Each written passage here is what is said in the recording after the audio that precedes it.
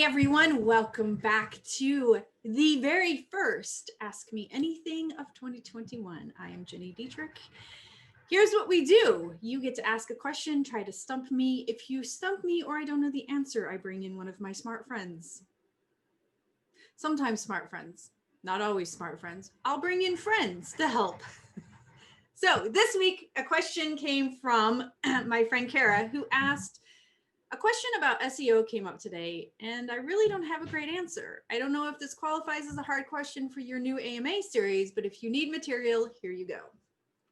What do we need to do to optimize search engines beyond Google? So Bing, DuckDuckGo, Yahoo. I didn't even know those places still existed, but okay. Just kidding, I'm kidding. Currently, we rank further down on DuckDuckGo than on Google, so that suggests to me that we might need to do something different for at least that engine. Is that correct? She also asks, then with that, which analytics tools are out there beyond Google Analytics? And finally, how concerned should we be with SEO beyond Google? I have my own thoughts, but I thought I'd ask an expert. So I've brought in my friend Kyle to see what he has to say. Here you go. Kyle, over to you. Thanks, Ginny. Let's dig into these questions. So first, there's a group of SEO related questions. So first up, how concerned should we be with SEO beyond Google? Well, Google still has the majority share when it comes to searches, but I would not ignore the other platforms, things like Bing, Yahoo, DuckDuckGo. So Google still has around 90%, Bing has around 10%, Yahoo maybe 1 to 2, and all the others have less than 1%. Luckily, the things that we do to improve search rankings on Google should apply to a lot of the other platforms. So that leads to question 2. What do we need to do to optimize search engines beyond Google? So content-wise, you need to focus on expertise, authoritativeness, and trustworthiness. So one thing you want to do is focus on getting quality links. So that means getting links from relevant sites with high domain authority. Another thing you want to do is submit your XML sitemap to Google Search Console, Bing tools, Yahoo tools, all those places that will index your site on those platforms and make it easier for your site to get crawled. A third thing you want to do is make sure that your site loads fast and that it's mobile friendly. Question 3. We rank farther down on DuckDuckGo than Google. So should we do something differently for that search engine? Well, if it makes sense for you to focus on improving rankings on DuckDuckGo, luckily we do a lot of the same things. So submit that sitemap, focus on quality links, a fast loading site, and a mobile friendly site.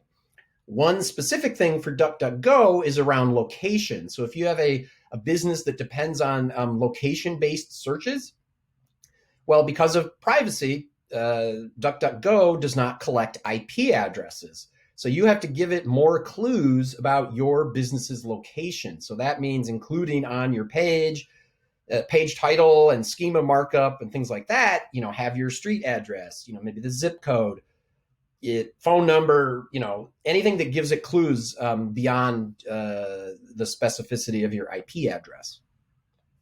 What else? Okay, the last question deals with analytic tools. So what analytics tools are out there beyond Google Analytics? So there are ones that are very similar to Google Analytics. So that would be like Adobe Analytics. That's the Omniture product. There's something called Mixpanel, Heap Analytics. Then you have a whole category of tools that are more like heat mapping tools. So that would be Hotjar, Crazy Egg, Mouseflow, and others. But probably the biggest one, the newest platform you should be concerned about is actually another Google Analytics platform. So it's called GA4 or Google Analytics 4. It just came out of beta. You can add it to your site now, and you should. But things to know, it's a completely different data model than the current universal analytics. So it's the events and parameters versus sessions and page views. So one thing you need to know about that is your data is not going to be backwards compatible. So you can't combine GA4 data with your current Google Analytics. But there are a lot of benefits to it. It's much easier to set up goals and events and create funnels that are valuable to your analysis. You can import all of your raw data into a tool like BigQuery. And yeah, it's going to be pretty awesome.